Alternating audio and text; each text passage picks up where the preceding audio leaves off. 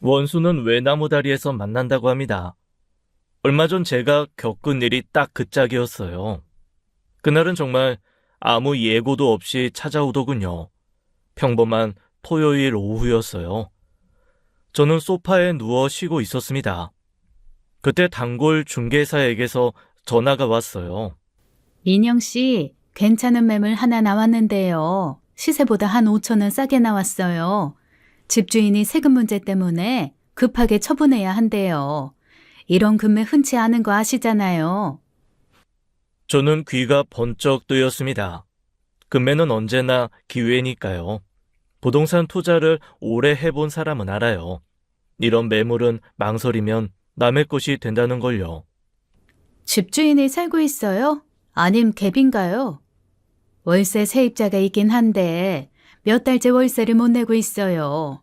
보증금 까먹는 중이긴 한데 정리는 어렵지 않을 거예요. 오히려 명도 걱정 안 해도 돼서 좋죠. 중개사가 저렇게 말해도 솔직히 세입자 문제는 골치가 아프죠. 밀린 월세를 받아내는 것도 일이고 내보내는 것도 일이니까요. 하지만 그 동네는 곧 개발 호재가 터질 예정이었어요. 조금만 버티면 시세가 크게 오를 거라는 계산이 섰습니다. 세입자 문제쯤이야 감당할 수 있었어요. 직접 보고 결정할게요. 오늘 시간 되세요? 그럼요. 바로 갑시다. 이런 물건은 빨리 움직여야 해요. 저는 옷을 갈아입고 중개사와 약속 장소에서 만났어요. 함께 해당 아파트로 향했습니다. 엘리베이터를 타고 올라가는 동안 별다른 생각은 없었어요. 그저 집 상태가 어떨지, 수리비는 얼마나 들지, 그런 계산만 했죠. 세입자가 어떤 사람인지는 전혀 궁금하지 않았어요. 어차피 곧 내보낼 사람이니까요. 중개사가 초인종을 눌렀습니다. 안에서 인기척이 느껴졌어요. 그리고 문이 열렸습니다. 그 순간 문 앞에 선 얼굴을 보고 저는 황당했어요. 문을 열어준 세입자가 반년 전 헤어진 남자친구였거든요. 그 뒤에는 남자친구 어머니도 서 있었어요. 그저 멍하니 그 얼굴을 바라봤습니다. 분명 현실인데 현실 같지 않았죠. 마치 악몽 속에 들어온 것 같은 기분이었어요. 당연히 전 남자친구도 저를 알아봤죠. 무슨 귀신이라도 본 것 마냥 그 자리에 돌처럼 굳어버리더군요. 남자친구 어머니는 입을 반쯤 벌린 채 아무 말도 못했죠. 저도 이 인간들을 여기서 볼 줄은 상상도 못했어요. 세상 일은 정말 알 수가 없네요. 이 황당한 상황을 이해하려면 이야기는 조금 거슬러 올라가야 해요. 4년 전 제가 이 남자를 처음 만났던 그날로요. 4년 전 어느 봄날이었어요. 대학 동기 지연이에게서 전화가 왔습니다. 민영아, 내 남자친구 준혁이 친구 중에 괜찮은 애 있어. 대기업 다니고 성격도 좋아. 한번 만나볼래? 저는 소개팅에 별 기대가 없었어요. 솔직히 귀찮기도 했죠. 하지만 지연이가 하도 강권해서 한번 나가봤습니다. 그렇게 만난 남자가 정태호였어요. 동갑내기였고 첫인상은 나쁘지 않았죠. 허세를 부리지 않고 담백하게 자기 이야기를 하더군요. 미안해요. 대기업이라고 소개받으셨죠? 사실 저 아직 계약직이에요. 정규직 전환 준비 중인데 솔직히 쉽지 않더라고요. 경쟁률이 장난 아니거든요. 그래도 포기 안 하고 버티는 중이에요. 요즘 세상의 첫 만남부터 자기 약점을 드러내는 남자가 몇이나 될까요? 대부분은 자기 포장하기 바쁘잖아요. 저는 그 솔직함이 마음에 들었어요. 게다가 대화를 할수록 유머 감각도 있고 배려심도 느껴졌죠. 저도 모르게 호감이 생기더군요. 우리는 그렇게 자연스럽게 만남을 이어갔어요. 알고 보니 태호는 어린 시절 아버지를 여의고 어머니와 단둘이 살아온 사람이었습니다. 어려운 환경에서도 꿋꿋하게 버텨온 거였죠. 그래서인지 삶을 대하는 태도 자체가 단단했어요. 쉽게 좌절하지 않고 묵묵히 자기 길을 가는 스타일이었죠. 저는 그런 모습이 참 좋았습니다. 저는 점점 이 사람에게 빠져들었어요. 그리고 3년을 연애했죠. 이 사람이라면 평생을 함께 해도 좋겠다고 믿었어요. 그때는 정말 그랬어요. 하지만 저에게는 그에게도 말하지 않은 비밀이 있었습니다. 저는 제약회사 연구원이었습니다. 연봉이 꽤 높은 편이었지만 남자친구에게는 구체적인 금액은 말하지 않았어요. 태호는 제가 자기와 비슷하게 번다고 생각하고 있었죠. 그리고 또 하나, 저는 20대 중반부터 월급을 아껴 모으고 부동산 투자를 시작했어요. 남들이 명품 가방 살 때 저는 종잣돈을 모았습니다. 그렇게 차곡차곡 굴린 덕분에 작지만 서울의 아파트 3채를 갖고 있었어요. 이것도 남자친구 태호에게는 철저히 비밀이었습니다. 왜 숨겼냐고요? 예전에 한번 크게 대인 적이 있어서요. 제 돈만 보고 접근했던 남자가 있었거든요. 연애하는 내내 저한테 이것저것 얻어내더니 나중에는 돈까지 빌려달라고 했어요. 알고 보니 처음부터 제 돈이 목적이었던 거예요. 그때 받은 상처가 꽤 깊었습니다. 고소에 아주 난리도 아니었죠. 그래서 사람을 쉽게 믿지 못하게 됐습니다. 무엇보다 두려웠어요. 태호가 저라는 사람이 아니라 제 조건을 보고 결혼을 선택할까 봐요. 그래서 일부러 티를 내지 않았어요. 평범한 직장인처럼 행동했죠. 저는 있는 그대로의 제 모습을 사랑받고 싶었거든요. 조건이 아닌 사람 자체를요. 어느 날이었어요. 저는 태호에게 슬쩍 결혼 이야기를 꺼냈습니다. 우리 이제 3년 만났잖아. 앞으로 어떻게 할 건지 생각해 봤어? 태호는 잠시 말이 없더군요. 뭔가 고민하는 표정이었어요. 저는 괜히 불안해졌습니다. 혹시 결혼 생각이 없는 건가 싶었거든요. 민영아, 솔직하게 말할게. 나도 결혼하고 싶어. 당연하지. 근데 우리 집이 내 결혼을 도와줄 형편이 안 돼. 어머니 혼자 힘들게 사시는 거 알잖아. 그래도 나 나름대로 모아둔 돈이 있어. 많진 않지만 빌라 전세 정도는 가능해. 처음엔 작은 빌라에서 시작하더라도 둘이 힘 합치면 되지 않을까 하는데 괜찮아?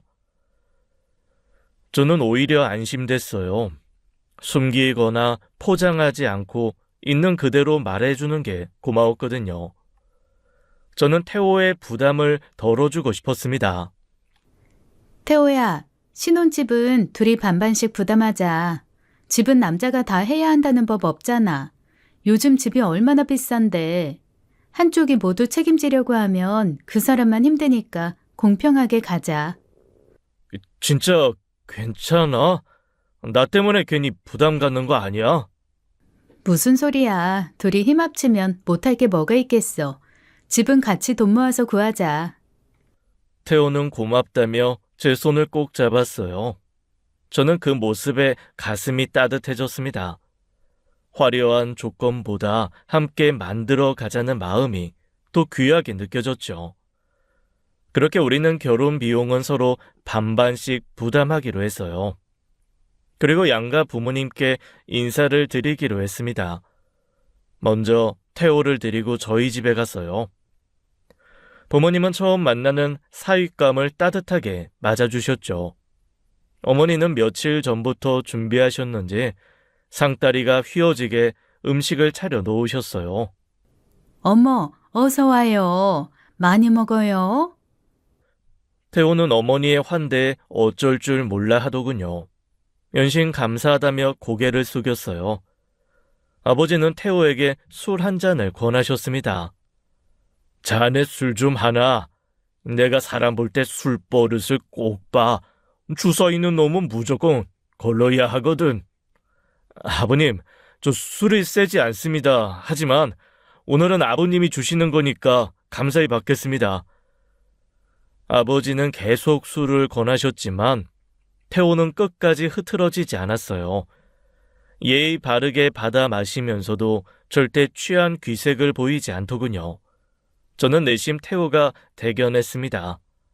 아이, 자네 괜찮구만. 술 먹어도 사람이 안 변해. 바른 사람이야. 그러게 눈빛이 막네. 우리 민영이가 잘 만났네. 부모님의 칭찬에 태호는 눈물을 글썽였습니다. 예상보다 훨씬 따뜻한 대접에 감동받은 것 같았죠. 집으로 돌아가는 길에 태호가 말했어요. 민영아, 부모님이 이렇게 따뜻하게 대해주실 줄 몰랐어. 오늘 정말 감사하더라. 나 진짜 열심히 살게. 널 위해. 저는 그 말이 진심으로 느껴졌어요. 부모님도 태호를 인정해 주신 것 같아 마음이 놓였습니다. 이제 태호 어머님만 제가 찾아뵙고 인사 잘 드리면 되겠다 싶었죠. 앞으로 모든 게 순조롭게 풀릴 거라 믿었어요. 저희 집 인사를 마친 뒤 얼마 뒤 저는 태호와 함께 태호 어머니께 인사를 드리러 갔어요. 그런데 태호 어머니가 집이 아닌 근처 식당에서 만나자고 하시더군요. 집에서 안 만나고 식당에서 만나? 왜? 어머니가 집이 좁아서 부끄럽다고 하셔. 그냥 편하게 밥 먹자고 하시는 것 같아. 저는 조금 의아했지만 대수롭지 않게 생각했어요. 집이 좁으시면 그럴 수도 있죠. 저는 정성껏 선물을 준비해서 식당으로 향했습니다. 식당에 도착하니 태호 어머니가 먼저 와 계셨어요. 저는 밝게 인사를 드렸습니다. 어머니 안녕하세요. 처음 뵙겠습니다. 서민영이에요. 그런데 태호 어머니는 인사를 받기도 전에 한숨을 먼저 쉬셨어요. 저는 순간 당황했습니다. 뭔가 분위기가 이상했거든요. 그래, 앉아요.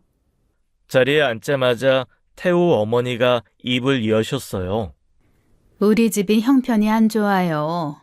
태호 아버지 일찍 돌아가시고 나 혼자 얘 키웠어요. 그러니까 결혼에 도움을 줄 형편이 안 돼요. 미리 말해두는 거예요.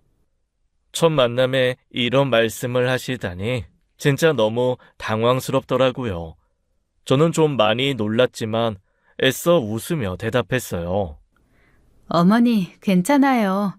저희 둘이서 반반씩 부담하며 결혼하기로 했어요. 어머니께서 부담 가지실 필요 없으세요. 그러자 태호 어머니 표정이 묘하게 변했어요. 뭔가 계산하는 듯한 눈빛이었죠. 반반? 그것도 우리 태호한테는 다 부담이야. 그러지 말고 민영 씨가 여유가 되면 좀 더 내주면 안 될까? 솔직히 말해서 다 내주면 좋겠는데. 저는 너무나 어처구니가 없어서 할 말을 잃었어요. 첫 만남에서 이런 말씀을 하시다니요. 어머니, 그 얘기는 그만해요. 저희끼리 이미 정한 거예요. 태호가 급하게 어머니 말을 막았어요. 그러자 태호 어머니는 또 한숨을 푹 쉬셨습니다. 에휴, 그래 알았다. 근데 난 결혼할 때 아무것도 못 해줘. 그건 알아둬요.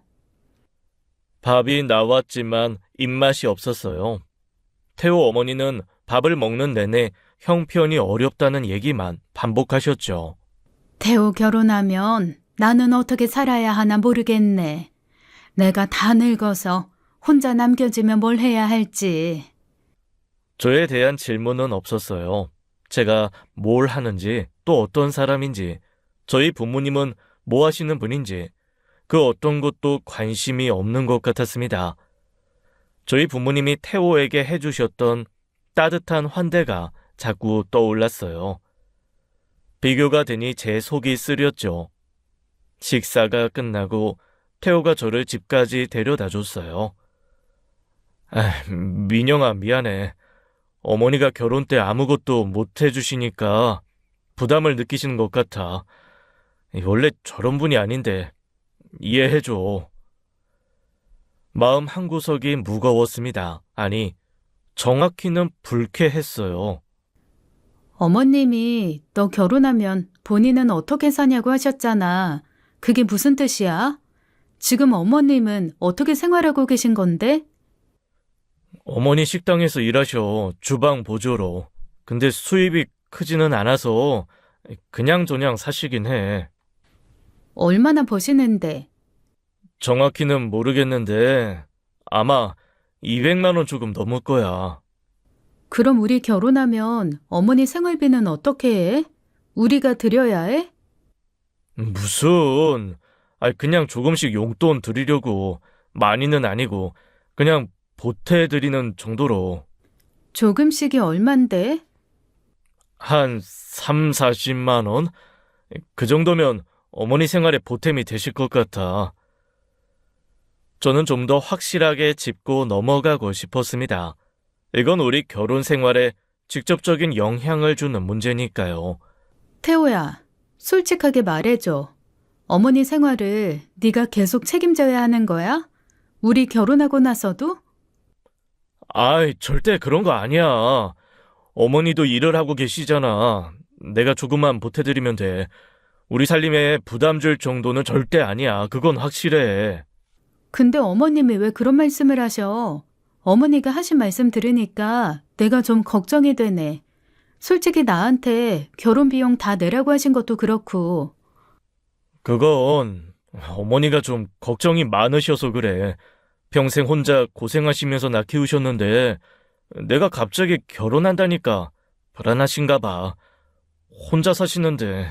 근데 민영아, 나 어머니한테 막 끌려다니는 사람 아닌 거 알잖아. 내가 잘 이야기해둘게. 걱정 마. 태호는 단호하게 말했어요. 저는 일단 고개를 끄덕였습니다. 하지만 솔직히 마음이 편하지는 않았어요. 태호 어머니의 모습이 자꾸 떠올랐거든요.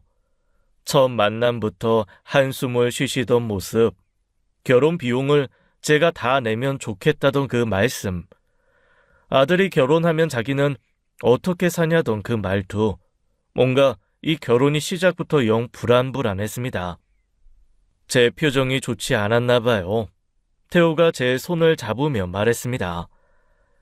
민영아, 걱정하지 마. 내가 알아서 잘할게. 어머니 문제로 너한테 절대 부담 안 줄게. 약속해. 알았어, 믿을게. 그때는 정말 태호 말을 믿었어요. 이 사람이라면 중간에서 잘 해줄 거라고 생각했죠. 하지만 불안함은 완전히 사라진 건 아니었어요. 마음 한구석에 작은 돌멩이 하나가 걸려 있는 것 같았죠. 그리고 바로 다음 날 태호 어머니에게서 연락이 왔어요. 민영 씨, 나야. 시간 되면 잠깐 만날 수 있겠어? 내가 할 말이 있어서. 오늘 괜찮아? 갑자기 저를 만나자고 하시니 저는 덜컥 걱정이 됐습니다. 또 무슨 말씀을 하시려는 건지 걱정이 됐어요. 네, 어머니, 어디로 갈까요? 제가 갈게요. 그럴까? 우리 집 근처 카페로 와. 주소 보낼게. 저는 태호에게 연락했어요. 태호야, 어머니가 나 따로 만나재. 무슨 일인지 알아? 어머니가? 갑자기 왜? 나도 모르는데 뭐라고 하셨어? 그냥 할 말이 있다고만 하셨어. 뭐야 또. 내가 연락해볼게. 아니야, 아무 말도 하지 마. 내색도 하지 말고. 내가 괜히 쪼르르 일러바치는 것 같잖아. 어떤 말씀 하시는지 내가 들어보고 알려줄게.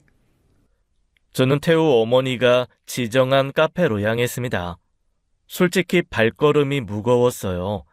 첫 만남의 기억이 좋지 않았으니까요.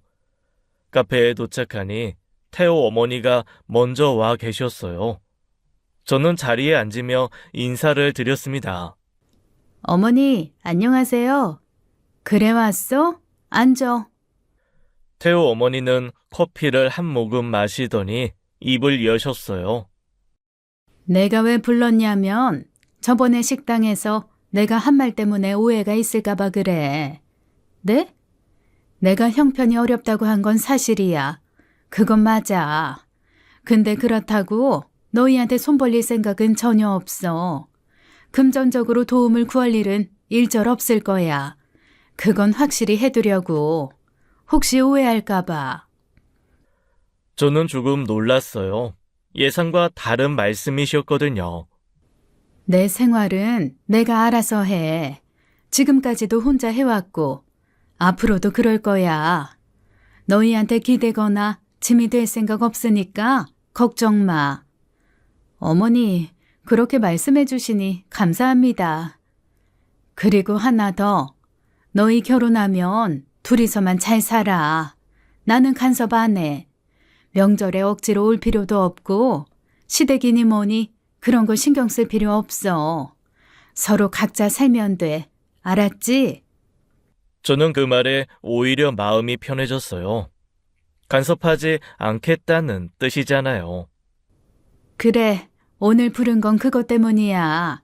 오해 없이 결혼 준비 잘해. 태호 어머니가 먼저 선을 그어주시니 홀가분했어요. 하지만 곧 첫 만남 때 그렇게 결혼 비용을 다 내라고 하시던 분이 갑자기 왜 바뀌신 걸까? 라는 생각이 스쳤습니다. 혹시 태호가 어머니에게 뭐라고 한 걸까 싶었어요. 제가 태호에게 한 말을 바로 자기 어머니에게 전했나 싶었죠. 그러면 또 제 입장이 난처하잖아요. 그래서 좀 걱정이 되었습니다. 저는 집에 돌아와서 태호에게 전화로 오늘 있었던 일을 전했습니다. 어머니가 그렇게 말씀하셨어? 다행이네. 응. 근데 태호야, 혹시 너 어머니한테 무슨 말 했어? 어? 아니, 난 뭐 특별히 말한 거 없는데 어머니가 진짜 걱정이 되셨나 보지. 신경 쓰지 마. 저는 저 말이 진짜일까 걱정이 되었습니다.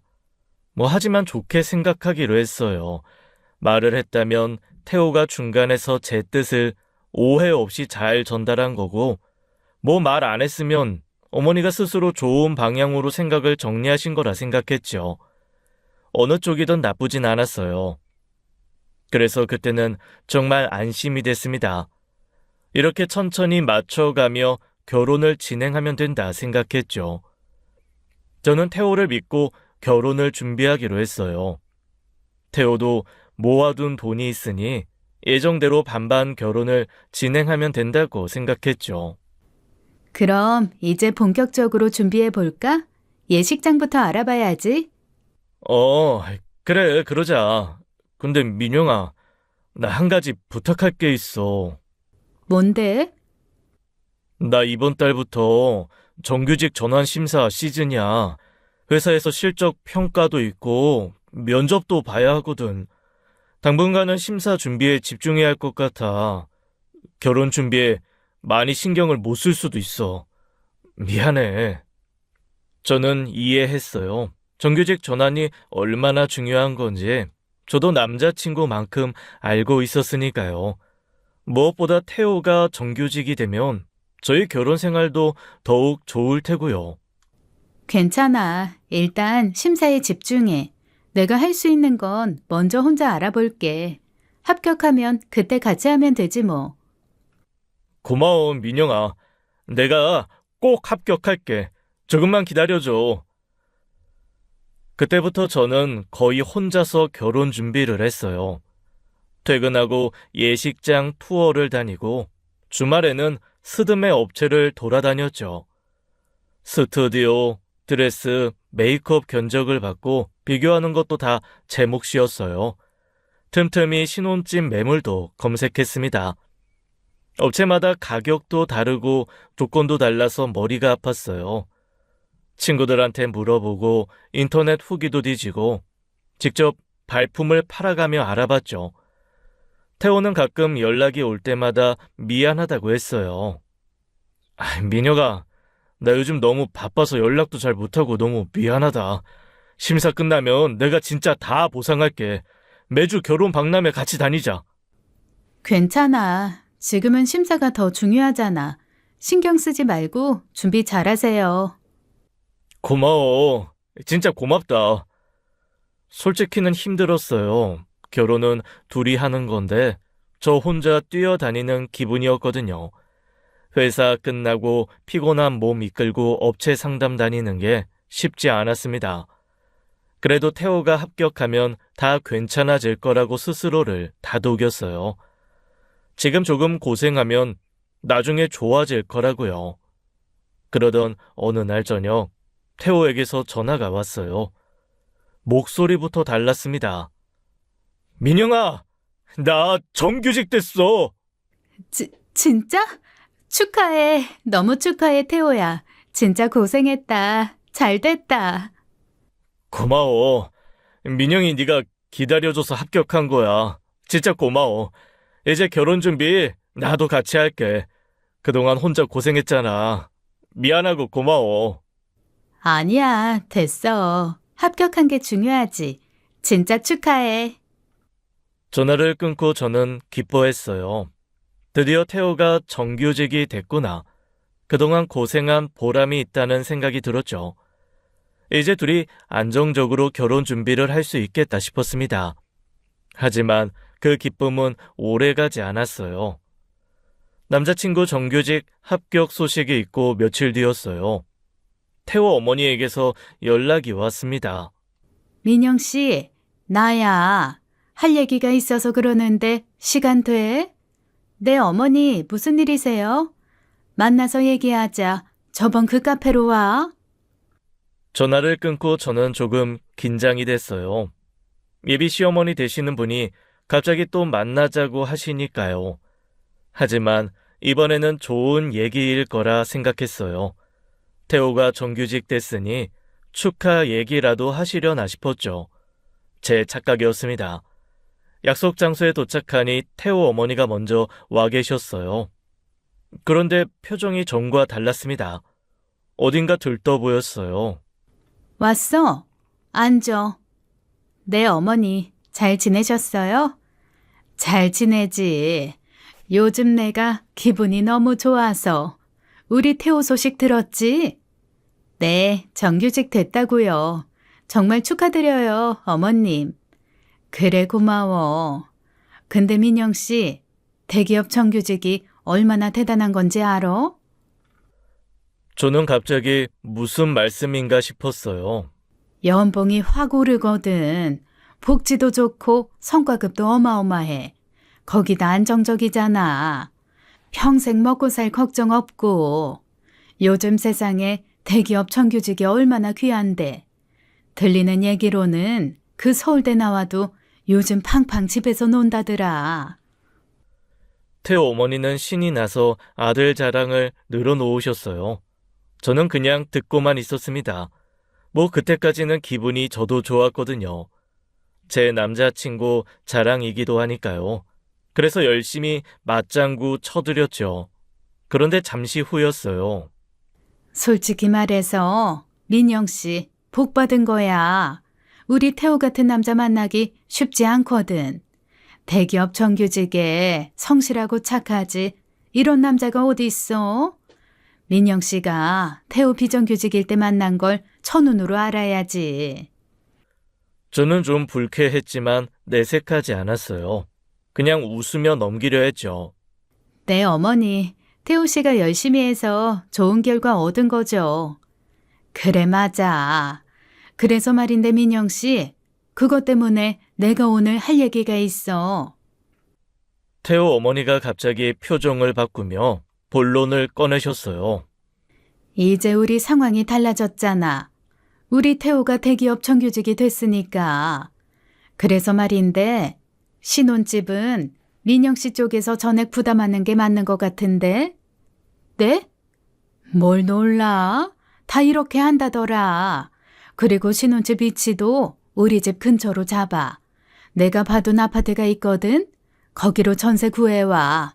한 4억쯤 할 거야. 내가 매매로 해오라는 소리는 또 못하겠다. 내가 워낙 양심적이거든. 저는 순간 제가 뭔가 잘못 들은 줄 알았어요. 분명 집중하고 있었는데 제가 중간에 뭔가를 놓쳤나 싶었죠. 어머니, 그런데 저희 이미 반반 결혼하기로 했잖아요. 처음부터 그렇게 약속했어요. 그건 태호가 계약직일 때 얘기지. 지금은 상황이 바뀌었잖아. 상황이 바뀌다니요? 무슨 말씀이세요? 솔직히 말할게. 지금은 우리 태호가 아까워. 대기업 정규직인데 왜 민영 씨랑 반반을 해? 민영 씨가 우리 태호한테 시집 오는 거잖아. 그 정도는 해야지. 서로 균형을 맞춰서 결혼해야지. 내가 말주변이 없어서 잘 말을 못하는데 이게 맞지 않아? 앞으로 벌어도 태호가 훨씬 많이 벌 텐데. 저는 할 말을 잃었어요. 이게 무슨 소리인가 싶었습니다. 어이가 없더라고요. 앞서 말씀드린 것처럼 저는 영구직이에요. 연봉이 높다는 뜻입니다. 제 연봉이 1억 후반이에요. 태호가 아무리 정규직이 되어서 연봉이 올랐어도 제 반만큼도 안 될 겁니다. 어머님 논리대로라면 태호가 결혼 비용 다 돼야 하는 거 아니겠어요? 그 말이 목구멍까지 나왔지만 어머님이 어디까지 하시나 일단 들어보기 위해 가만히 있었어요. 일단은 진심을 들어보기로 했습니다. 잘 생각해, 민영 씨. 민영 씨 수준에 이런 조건 좋은 남자 만나기 쉽지 않아. 내가 괜히 하는 소리 아니야. 그럼 나 간다. 태호 어머니는 그 말을 남기곤 자리에서 일어나셨어요. 저는 멍하니 그 뒷모습을 바라볼 수밖에 없었습니다. 분명 며칠 전에 간섭 안 하겠다고 하신 분이잖아요. 황당하고 어이가 없었습니다. 저는 카페를 나오자마자 태호에게 전화했어요. 태호야, 나 방금 어머니 만나고 왔어. 내가 무슨 소리를 들었는지 알아? 뭐라고 하셨는데? 신혼집 내가 전부 부담하래. 그리고 어머니 집 근처로 아파트 전세 구해서 오래. 이게 무슨 소리야? 태호는 한숨을 쉬었어요. 일단 만나서 얘기하자. 저는 태호를 만나러 갔습니다. 당연히 태호가 어머니 말씀에 사과하고 자기가 어머니를 말리겠다고 할 줄 알았어요. 그런데 태호 입에서 나온 말은 전혀 달랐습니다. 민영아, 일단 내 말 좀 들어봐. 어머니 입장도 좀 이해를 해줘. 뭘 이해해? 우리 반반 결혼하기로 결정했잖아. 그런데 갑자기 나한테 집을 다 구해오라는 게 말이 돼? 그게 어머님 말씀이 아주 틀린 건 아니야. 저는 순간 멍해졌어요. 뭐라고? 생각을 해봐. 나 이제 대기업 정규직이잖아. 앞으로 내가 벌어서 가정에 가져다 줄 돈이 얼마겠어? 내가 잠깐 계산해보니까 천문학적이야. 알아? 그러니까 결혼할 때 신혼집 정도는 네가 해주는 게 맞지 않아? 저는 믿을 수가 없었어요. 이게 정말 3년을 만난 사람 입에서 나오는 말인가 싶었습니다. 지금 너 계산기 두드리면서 결혼하는 거야? 내가 네 입장 생각해서 일부러 반반 결혼하자고 한 건데? 그건 내가 계약직일 때 얘기지. 지금은 상황이 바뀌었잖아. 상황이 바뀌었다라 자기 엄마와 똑같은 말을 하는데 저는 소름이 돋았습니다. 내가 집 구해오면 그럼 네가 모아둔 결혼 자금은? 그건 어떻게 할 건데? 그건 어머니한테 드리고 오려고. 나 키우시느라 평생 고생하셨잖아. 그 정도는 해드려야지. 그럼 우리 부모님은? 우리 부모님도 나 키우시느라 고생하셨거든? 그 논리대로라면 나도 우리 부모님한테 돈 드리고 결혼해야 하는 거 아니야? 그건 다르지. 내가 앞으로 벌어올 돈이 너랑은 다르잖아. 너 내가 얼마나 버는지 알고 그딴 소리를 하니? 그야 비슷하게 벌었겠지. 근데 앞으로가 다르잖아. 나 대기업 정규직이야. 그리고 승진하면 연봉도 계속 올라. 너랑은 다르다고 몇 번을 말하냐? 저는 그 순간 이 결혼은 끝이라고 생각했습니다. 의도치 않게 이 모자의 진심을 알게 된 거죠. 남자친구 정규직 합격 소식이 아이러니하게 시궁창으로 향하는 제 인생을 구제해 준 겁니다. 저는 바로 결심을 이야기했어요. 태호야, 나 이 결혼 다시 생각할게. 뭐? 지금 뭐라고 했어? 너랑 결혼 다시 생각하겠다고. 아니, 내가 말을 잘못했네. 나 이 결혼 안 해. 저는 돌아섰어요. 태호가 쫓아와 제 팔을 붙잡았습니다. 야, 서민영, 너 진짜 이럴 거야? 지금 너 감정적으로 이러는 거야. 너 이러면 나중에 후회해, 진짜로. 나 같은 남자 어디서 만나려고 그래? 저는 태호의 손을 뿌리쳤어요. 그리고 돌아보며 말했습니다. 나도 네 진짜 모습 보니까 상황이 바뀌었네. 이젠 내가 싫다. 잘 가라. 저는 뒤도 돌아보지 않았어요. 3년이 아깝다는 생각은 들지 않았습니다. 오히려 결혼 전에 이 인간의 본성을 알게 된 게 다행이었죠. 태호와 헤어지고 한 달이 지났어요. 저는 의외로 담담했습니다. 3년이라는 시간이 허무하긴 했지만 그래도 후회는 없었어요. 어느 날 지연이가 저를 불러냈습니다. 저한테 태호를 소개해줬던 그 친구요. 민영아, 나 너한테 꼭 해야 할 말이 있어. 목소리가 심상치 않았어요. 저는 지연이를 만나러 갔습니다. 지연이는 저를 보자마자 미안하다고 했어요. 민영아, 진짜 미안해. 내가 그런 쓰레기를 소개해줘서. 내가 사람을 완전 잘못 봤어. 아니야, 네 잘못 아니지. 그때는 괜찮은 사람이었잖아. 정규직 되고 쓰레기가 된 거지. 일단 들어봐. 나 준혁이한테 들은 얘기가 있어. 너 이거 들으면 진짜 열받을 거야. 저는 궁금해졌어요. 준혁이는 지연이 남자친구인데 원래 제 전 남자친구 태호랑 친구 사이였거든요. 그 인간 어머니 있잖아. 태호 정규직 되니까 동네방네 자랑하고 다녔대. 우리 아들 대기업 정규직 됐다고 막 떠들고 다녔나 봐. 그러니까 주변 지인 중에 한 명이 자기 아는 집 딸을 소개해주겠다고 했나 봐. 뭐? 그래서 태호 그놈이 그 여자 사진을 본 거지. 근데 이놈이 그 여자가 마음에 들었나 봐. 예쁘고 집안도 좋았거든. 그래서 너한테 그렇게 무리한 요구를 한 거야.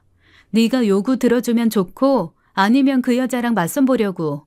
완전 양다리 준비한 거지. 미친놈이. 저는 순간 말문이 막혔어요. 그러니까 저를 그냥 보험으로 생각했던 거잖아요. 요구를 들어주면 이득이고 안 들어주면 다른 여자한테 가면 그만이고 완전히 저를 호구로 본 거였죠. 와, 진짜 개 열받더라고요. 그래서 그 맞선은 봤대? 당연히 맞선 못 봤지. 여자 쪽 집안에서 칼같이 거절했대. 대기업 정규직이면 뭐해? 가진 것도 없고 집안도 별론데. 그쪽은 집안에 돈 좀 있는 집이었나 봐. 거기서 보기에 정태호는 어디서 굴러온 개벽다구 같은 수준이었던 거지. 저는 웃음이 터졌어요.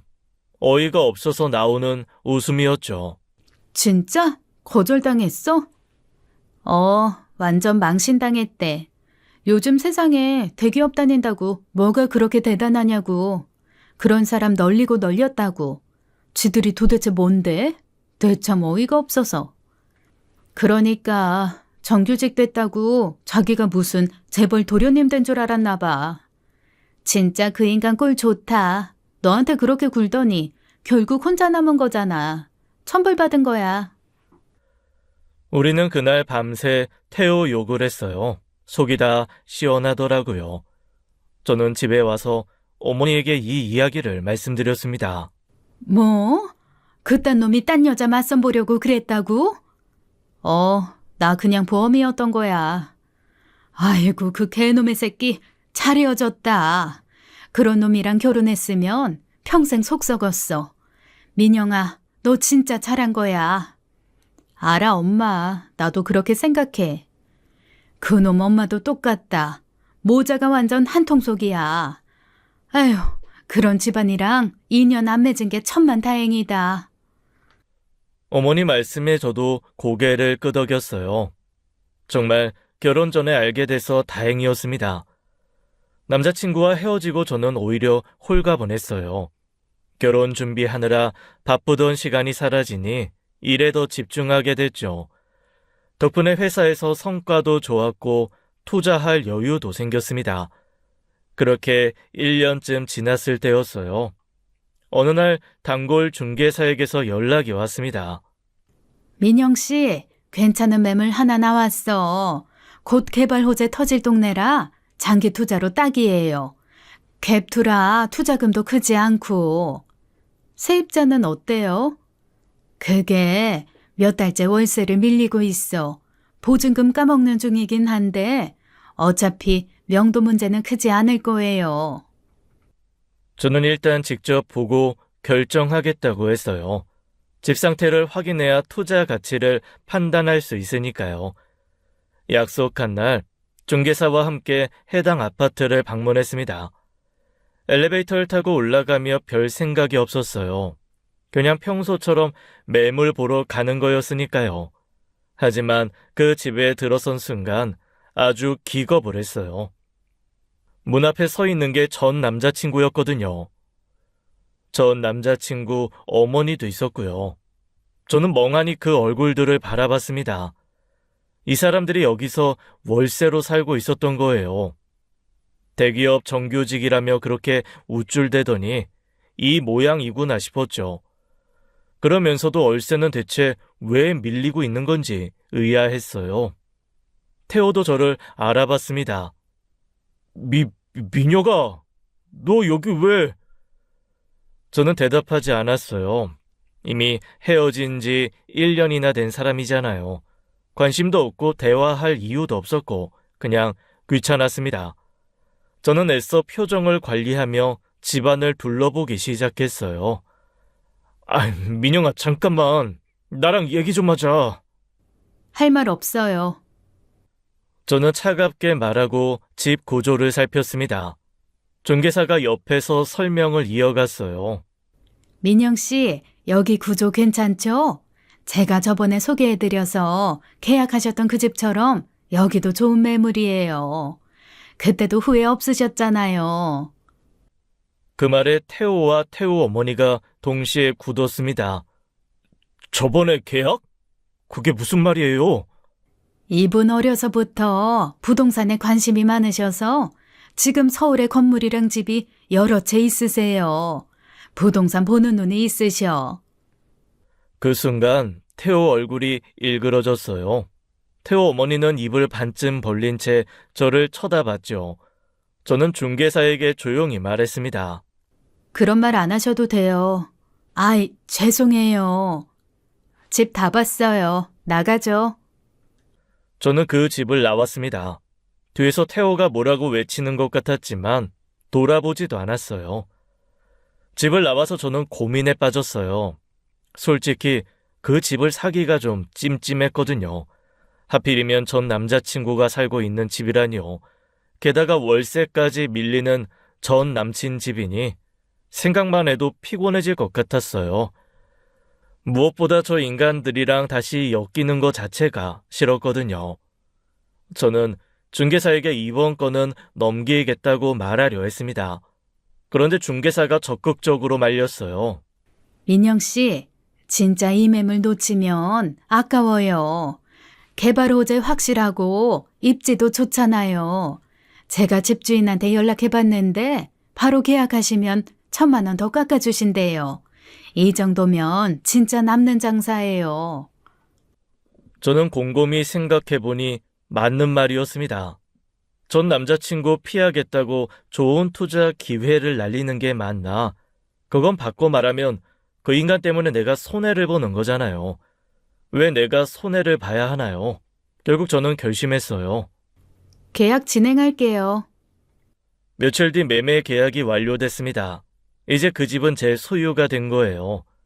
그날 밤부터 연락이 쏟아지기 시작했어요. 전화, 문자, 카톡이 쉴 새 없이 울렸죠. 전부 전 남자친구 태호였습니다. 민영아, 나야. 전화 좀 받아봐. 할 말 있어. 민영아, 나 할 말 있다니까. 제발 한 번만 만나자. 그때 내가 잘못했어. 사과를 제대로 못한 것 같아서. 응? 한번 만나자. 저는 전화를 받지 않았어요. 하지만 문자는 계속 왔습니다. 민영아, 그때 내가 왜 그랬는지 설명할게. 그게 내 진심이 아니었어. 어머니가 자꾸 그러시니까 나도 흔들렸던 거야. 이게 맞나 의심이 됐는데 나도 모르게. 미안해. 내가 바보였어. 제발 한 번만 만나서 얘기하자. 자기 엄마를 팔아서 핑계를 대는 꼴이라니 없던 정도 더 떨어졌어요. 결국 어쩔 수 없이 전화를 받았습니다. 민영아, 전화 받아줘서 고마워. 나 진짜 할 말 있어. 뭔데? 그때 내가 진짜 잘못했어. 내가 눈이 멀었던 거야. 정규직 됐다고 내가 뭐가 된 줄 알았나 봐. 근데 아니더라. 민영아, 너만한 사람이 없어. 나 다시 한 번만 기회를 줘. 제발. 저는 한심하다는 생각이 들었어요. 제가 돈이 있다는 걸 알았으니까 이제 와서 매달리는 거잖아요. 역겨웠습니다. 그러면서 동시에 이런 생각이 들었어요. 제가 돈과 집이 있다는 걸 숨기고 만나길 정말 잘했다고요.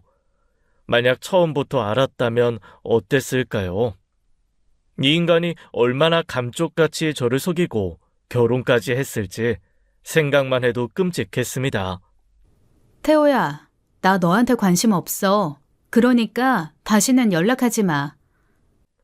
민영아, 제발 한 번만.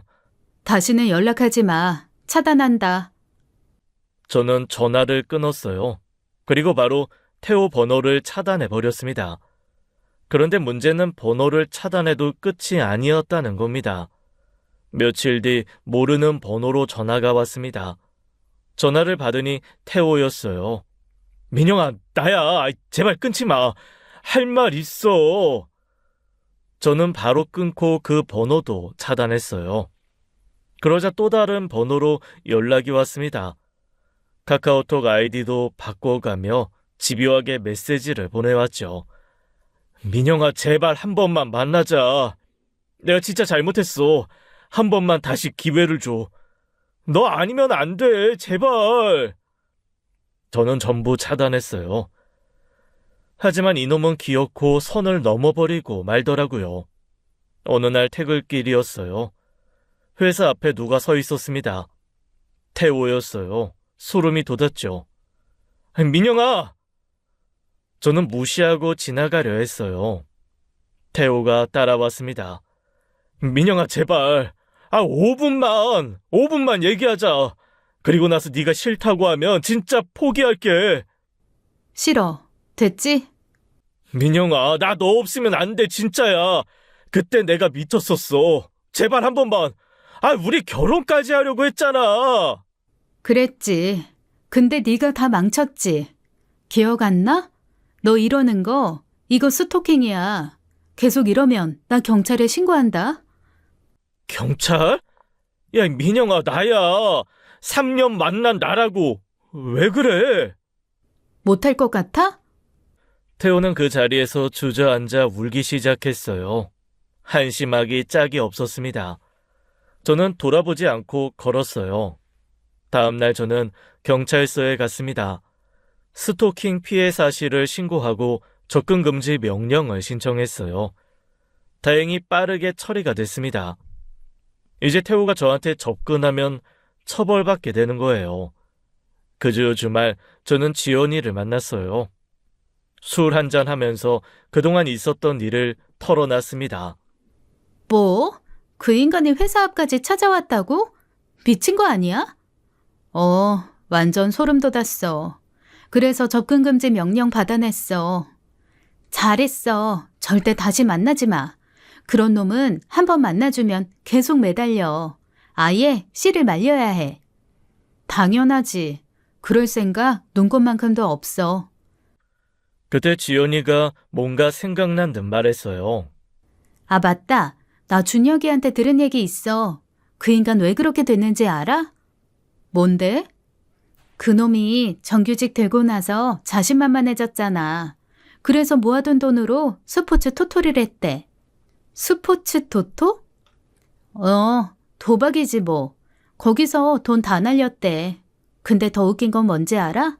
원금 회복하겠다고 대출까지 받았대. 그런데 그것도 다 날리고. 어이가 없었어요. 그제야 모든 게 이해가 됐습니다. 그래서 월세도 못 내고 있었던 거였네요. 그러니까 너한테 다시 매달리는 거지. 돈 있는 거 알았으니까. 완전 기생충이야, 기생충. 저는 한숨이 나왔어요. 그 인간이랑 결혼 안 한 게 정말 천만다행이었습니다. 그리고 며칠 뒤였어요. 퇴근하려고 회사를 나서는데 누군가 절 따라오는 게 느껴졌습니다. 태호였어요. 접근 금지 명령이 내려졌는데도 이놈이 무시하고 또 온 거예요. 민영아, 제발. 내가 어떻게 하면 되겠어? 지금 뭐 하는 거야? 너 접근 금지 명령 받은 거 잊었어? 이거 위반이야. 당장 사라져라. 민영아, 제발. 나 진짜 반성 많이 했거든? 제발. 할 말 없다고 했잖아. 손 놔. 저는 팔을 뿌리치고 핸드폰을 꺼냈어요. 바로 경찰에 신고하려고 했습니다. 그 순간이었어요. 태호의 표정이 갑자기 변했습니다. 눈빛이 완전히 달라졌어요. 사람의 눈이 아니었습니다. 태호가 가방에서 뭔가를 꺼냈어요. 벽돌이었습니다. 저는 순간 몸이 얼어붙었어요. 이 새끼가 진짜 제대로 미쳤구나 생각했습니다. 기회를 안 주겠다 이거지? 야, 서민영, 너 남 무시했지? 내가 지금 얼마나 비참한지 알아? 너 때문에 내 인생이 망했어. 그러니까 너도 망해야 돼. 그 예쁜 얼굴 망쳐서 평생 시집도 못 가게 해주마. 지금 이 순간 평생 후회하며 살아. 태호가 벽돌을 높이 들어 올렸습니다. 그 순간 갑자기 누군가 뒤에서 태호를 덮쳤습니다. 태호가 바닥에 쓰러졌어요. 벽돌이 땅바닥에 떨어지며 둔탁한 소리를 냈죠. 이 미친 새끼가! 회사 동료 도현 씨였어요. 도현 씨가 태호를 바닥에 눌러 꼼짝 못하게 했습니다. 놔라고 이거 놔! 닥쳐 이 미친놈아! 꼼짝 마! 어디서 벽돌을... 주변에 사람들이 몰려들었어요. 누군가 경찰에 신고를 했고 얼마 뒤 경찰이 도착했습니다. 태호는 그대로 연행됐어요. 끌려가면서도 저를 노려보며 악을 썼죠. 서민영 두고 봐! 너 이게 끝이 아니야! 저는 긴장이 풀리니 그 자리에 주저앉았어요. 조금만 늦었으면 어떻게 됐을까 생각만 해도 끔찍했어요. 도현 씨가 다가와 물을 건네줬습니다. 민영 씨, 괜찮아요? 다친 데 없어요? 도연 씨, 감사해요. 정말. 저는 바로 태호를 고소했습니다. 스토킹과 폭행 미수로요. 그동안 모아둔 연락 기록들이 전부 증거가 됐죠. 새 번호로 보내온 문자들, 카카오톡 메시지들 전부 캡처해뒀거든요. 또한 회사 앞 CCTV 영상도 확보됐습니다. 태호가 접근 금지 명령도 무시하고 저를 찾아와 벽돌을 들고 저를 위협하는 장면이 고스란히 찍혀 있었죠. 며칠 뒤 소식을 들었어요. 태호가 경찰에 연행된 사실이 회사에 알려졌다고 하더라고요. 회사에서도 외부에 보이기 위한 비정규직, 정규직 전환이었는데 이런 중범죄를 저지르니 부담이 되었나 봐요. 결국 태호는 정규직 전환이 취소됐습니다. 저는 그 소식을 듣고 씁쓸했어요. 대기업 정규직이라며 그렇게 우쭐대더니 결국 이 꼴이 됐구나 싶었죠. 하지만 당연한 결과라고 생각했어요. 자기가 뿌린 대로 거두는 거니까요. 그 일이 있고 나서 도현 씨가 매일 저를 챙겨줬어요. 퇴근할 때마다 제 옆에 있다가 집까지 데려다 줬죠. 민영 씨, 오늘도 같이 가요. 그놈이 또 나타나면 어쩌려고요. 매일 이러면 도연 씨가 힘들잖아요. 저 괜찮아요. 괜찮긴요. 그놈 아직 재판 전이잖아요. 불구속 수사라면서요. 혹시 모르니까 제가 데려다 드릴게요. 신경 쓰지 마세요. 저는 그런 도현 씨가 고마웠어요. 사실 혼자 퇴근하는 게 무섭긴 했거든요. 도연 씨 덕분에 마음이 든든했습니다. 그렇게 몇 주가 지났어요. 어느 날 도연 씨가 저를 집 앞까지 데려다 주고는 뭔가 말하고 싶은 표정을 지었어요. 도연 씨, 왜요? 할 말 있어요? 민영 씨, 사실 저 드릴 말씀이 있어요. 뭔데요? 저 사실 민영 씨한테 관심 있었어요. 옛날부터요. 회사에서 처음 봤을 때부터 좋았어요. 근데 민영 씨가 남자친구가 있다고 해서 그냥 마음 접고 있었거든요. 저는 가만히 도연 씨를 바라봤어요. 이번 일 때문에 고백하는 거 아니에요. 그냥 이제 숨기고 싶지 않아서요. 민영 씨가 부담스러우면 그냥 없던 일로 해도 돼요. 저 앞으로도 민영 씨 퇴근길 데려다 드릴 거니까요. 저는 도연 씨의 눈을 봤어요. 진심이 느껴졌습니다. 태호처럼 계산하는 눈이 아니었어요. 그냥 순수하게 저를 걱정하고 좋아하는 사람의 눈이었죠. 진짜 저를 위해주는 사람은 이런 거구나 싶었어요. 조건을 보고 접근하는 게 아니라 그냥 사람 자체를 좋아해 주는 거요. 도연 씨, 저도 요즘 도연 씨한테 마음이 가더라고요. 우리 한번 만나볼래요? 진짜요? 네, 진짜요. 도연 씨가 환하게 웃었어요. 저도 오랜만에 마음 편하게 웃었습니다. 그렇게 우리는 만남을 시작했어요. 그러던 어느 날이었어요. 회사에서 퇴근하려는데 누군가 저를 기다리고 있었습니다. 태호 어머니였어요. 민영 씨, 저는 걸음을 멈췄어요. 태호 어머니가 저에게 다가오더니 갑자기 무릎을 꿇었습니다. 민영 씨, 제발 고소 취하해줘요. 내가 잘못했어요. 내가 다 잘못한 거야. 우리 태호는 원래 그런 애가 아니었어. 내가 욕심부려서 애가 미쳐버린 거야. 저는 차갑게 내려봤어요. 일어나세요. 민영 씨, 태호가 전과자가 되면 걔 인생 끝나. 걔 아직 젊잖아. 제발 한 번만 봐줘요. 내가 무릎 꿇을게. 뭐든 할게.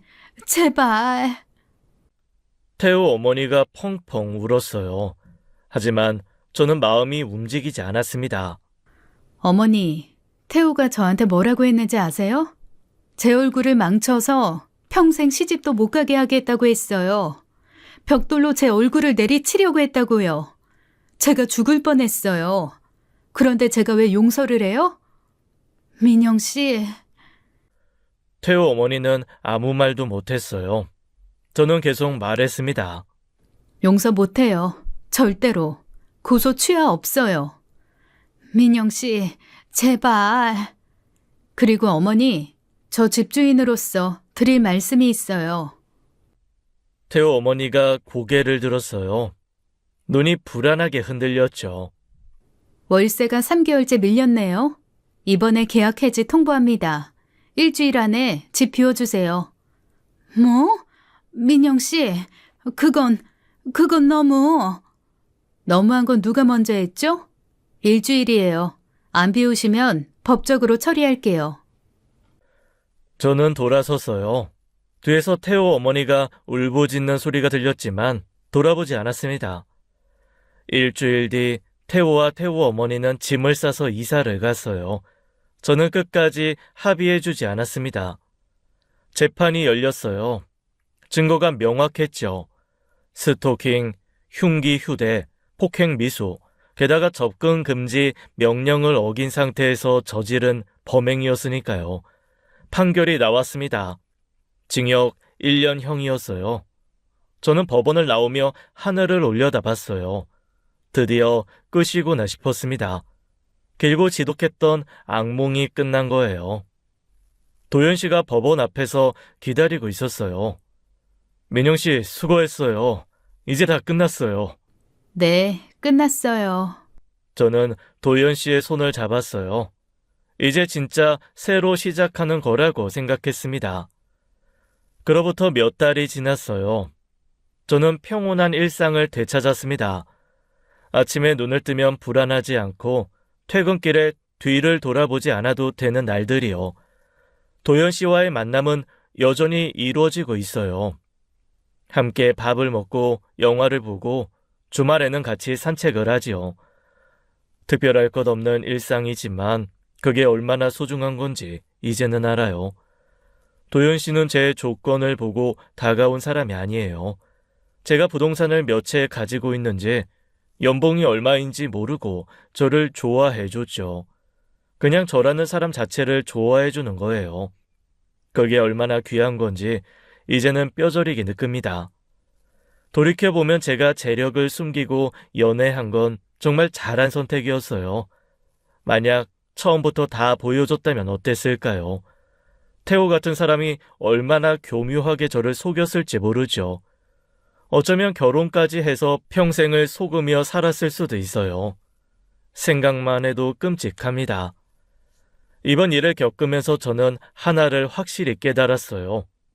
돈을 보고 접근하는 사람과 사람을 보고 접근하는 사람은 완전히 다르다는 거요. 처음엔 구별이 안 될 수도 있어요.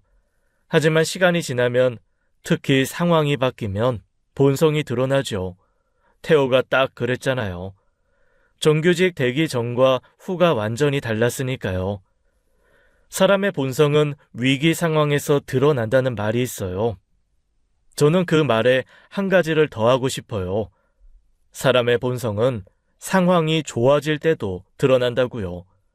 어려울 때 어떻게 하는지도 중요하지만 여유가 생겼을 때 어떻게 변하는지도 똑같이 중요하죠. 저는 앞으로도 저 자신을 소중히 여기며 살 거예요. 제 가치를 알아봐주는 사람 곁에서 저를 있는 그대로 사랑해주는 사람과 함께요. 그게 제가 이 경험을 통해 배운 가장 큰 교훈이에요. 지금까지 사연 읽어주는 남녀였습니다. 끝까지 함께해 주신 여러분 감사드리며 저희는 다음 사연으로 돌아올게요. 감사합니다.